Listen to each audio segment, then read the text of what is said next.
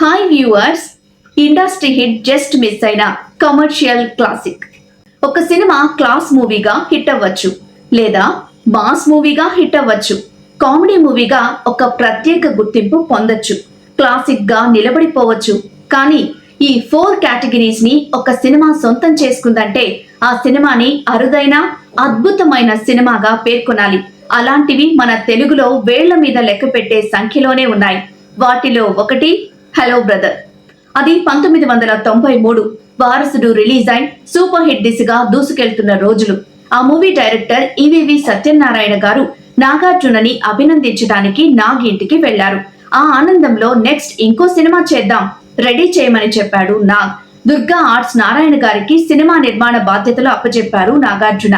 ఈవీవికి ఒక పక్క వారసుడు హిట్ తో ఆనందం, ఇంకో పక్క మళ్ళీ ఇంకో సినిమా అంటే వారసుడిని మించి చెయ్యాలి అనే టెన్షన్. ఈసారి నాగార్జున గారిని ఎలా చూపించాలి, ఏ కథ రాసుకోవాలి, ఒక్కటే ఆలోచన. తనకి బాగా ఫ్రెండ్ అయిన ఎల్బి శ్రీరామ్ సలహా అడిగాడు ఈవీవి. అప్పటిదాకా నాగార్జునలో ఎవ్వరూ చూడని యాంగిల్, పూర్తి స్థాయిలో కామెడీ. అలాంటి మూవీ చేయమని చెప్పాడు ఎల్బి శ్రీరామ్. హమ్మయ్య, స్టోరీ ఐడియా వచ్చేసింది. ఇక కాన్సెప్ట్ రెడీ చెయ్యాలి. ఎప్పటి నుంచో Hong Kong action comedy drama twin dragons కథ ఇన్స్పిరేషన్ తో ఒక సినిమా చేయాలనుకుంటున్నాడు ఈవీవి. నాగార్జునకి చెబితే ఓకే చెప్పేశాడు. ఇప్పుడు ఆ సినిమా బేసిక్ థీమ్ తీసుకుని రైటర్స్ రమణి, ఎల్బి శ్రీరామ్ సహకారంతో ఫుల్ స్క్రిప్ట్ సిద్ధం చేశాడు. డైలాగ్స్ అన్ని ఎల్బి శ్రీరామ్ రాశాడు. ఈవీవి అంతకు ముందు నాగబాబు హీరోగా తానే డైరెక్ట్ చేసిన 420 మూవీలో కొన్ని కామెడీ సీన్స్, డైలాగ్స్ ఈ కథలో వాడేశారు. నాగార్జునకు కథ వినిపిస్తే దేవా క్యారెక్టరైజేషన్ కోసమే మూవీ ఒప్పేసుకున్నాడు. హీరోయిన్స్ గా రమ్యకృష్ణ, సౌందర్య. మిగిలిన కాస్టింగ్ అండ్ టెక్నీషియన్స్ ని సెలెక్ట్ చేసుకుని 1993 అక్టోబర్ లో షూటింగ్ మొదలు పెట్టారు. అన్నపూర్ణ స్టూడియో, చెన్నై, ఊటీలలో షూటింగ్ అంతా కంప్లీట్ చేశారు. బడ్జెట్ 2.5 కోట్లు. టైటిల్ విషయంలో చాలా అనుకున్నారు. చివరికి హలో బ్రదర్ ఫిక్స్ అయ్యారు. ఈ సినిమాలో ఇద్దరు నాగార్జునులు ఉండే సన్నివేశాల్లో నాగార్జునకి డూప్ గా నటుడు శ్రీకాంత్ నటించారు. అలా ఏప్రిల్ 20, 1994లో 69 ప్రింట్లతో రిలీజ్ అయింది హలో బ్రదర్. అదే సంవత్సరం జనవరిలో హై ఎక్స్పెక్టేషన్స్ తో రిలీజ్ అయి ఫ్లాప్ అయింది గోవిందా గోవిందా. అందువల్ల మూవీపై హైప్ తగ్గించడానికి తక్కువ ప్రింట్లతో రిలీజ్ చేశారు hello brother. Nagarjuna first time dual role చేస్తున్నాడు అనే ఆసక్తితో ఫ్యాన్స్ అండ్ ఆడియన్స్ మూవీకి వెళ్లారు.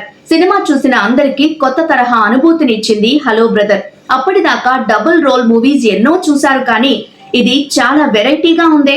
ఇద్దరు కవలలు ఒకేలా ప్రవర్తించడం అనేది అప్పటిదాకా ఇండియన్ స్క్రీన్ మీద ఎవరూ చూడలేదు.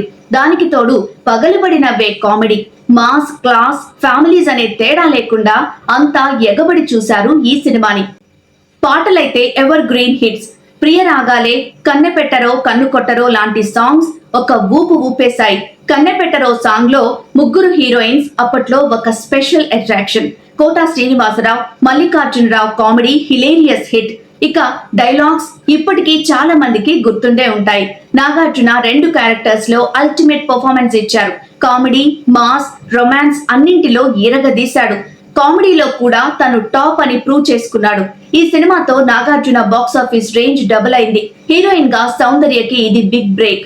టాప్ హీరోస్ తో యాక్ట్ చేయడానికి తనకు అవకాశాలు వచ్చి పడ్డాయి. ఈవీవి గారు one of the top directors అయ్యారు. తనకి ఏకంగా చిరంజీవి నుండే ఆఫర్ వచ్చింది.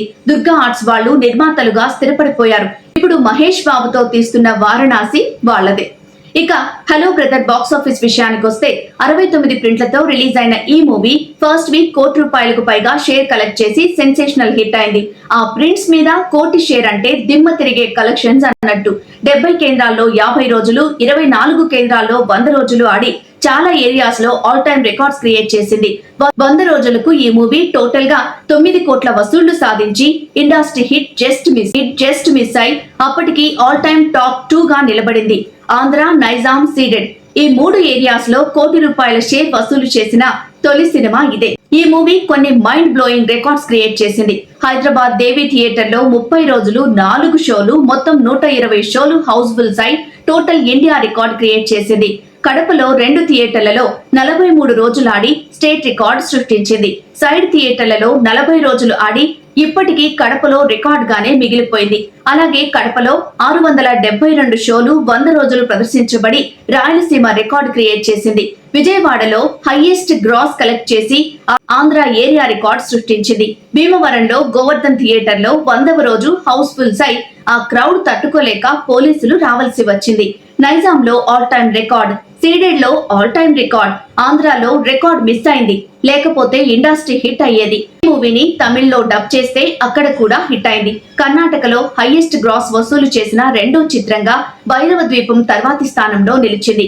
నాగార్జున స్టార్ పవర్ ని ప్రూవ్ చేసిన ఈ సినిమా తర్వాత కన్నడలో రవిచంద్రన్, హిందీలో సల్మాన్ ఖాన్ రీమేక్ చేశారు. 2 భాషల్లోనూ హిట్ అయింది. ఇక ఈ మూవీకి మ్యూజిక్ అందించిన Raj Koti best music directors గా నంది అవార్డు అందుకున్నారు. ఆడియో సేల్స్ లో కూడా హలో బ్రదర్ అప్పటికి ఆల్ టైమ్ రికార్డ్. ఈ మూవీకి సంబంధించి కొన్ని ఇంట్రెస్టింగ్ ఫ్యాక్ట్స్ చూసుకుంటే, డైరెక్టర్ ఎన్ శంకర్ ఈ మూవీకి అసిస్టెంట్ డైరెక్టర్ గా వర్క్ చేశారు. హలో బ్రదర్ అని అందరినీ క్యాజువల్ గా పలకరించేలా చేసింది ఈ movie. Hello brother audio sales అప్పట్లో ఒక సంచలనం. 3 లక్షలకు పైగా క్యాసెట్స్ అమ్ముడుపోయాయి. గోవిందా గోవిందా ఫ్లాప్ తో నిరాశలో ఉన్న నాగ్ ఫ్యాన్స్ కి మంచి కిక్ ఇచ్చింది హలో బ్రదర్. నాగార్జున కెరియర్ లో one of the best dance numbers లో ఒకటైన కన్నెపెట్టరో పాటకు ప్రభుదేవ కొరియోగ్రఫీ చేశారు. ఈ మూవీ స్పెషల్ షో చూసిన మెగాస్టార్ చిరంజీవి ఈవీవీతో సినిమా కమిట్ అయ్యారు. చివరిగా హలో బ్రదర్ మూవీ నా కెరీర్ లో ఎప్పటికీ టాప్ 5 లో ఒకటి. నాగార్జున ఫ్యాన్స్ కి నచ్చిన మూవీస్ లో కూడా హలో బ్రదర్ టాప్ లో ఉంటుంది. అలానే టాలీవుడ్ లో one of the rare commercial classics లో హలో బ్రదర్ ఒకటి.